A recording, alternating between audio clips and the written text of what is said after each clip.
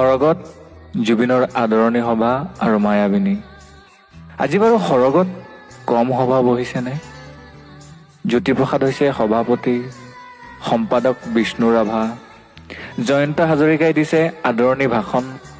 হোৱা খগেন মহন্ত, অৰ্চনা মহন্তও বহি আছে নিৰলে। দেখিছো আগৰ শাৰীত প্ৰতিমা বৰুৱা বাইদেউৰ সৈতে দীপালী বৰঠাকুৰ, সংগী হৈ বহি আছে নীলপৱন বৰুৱাও।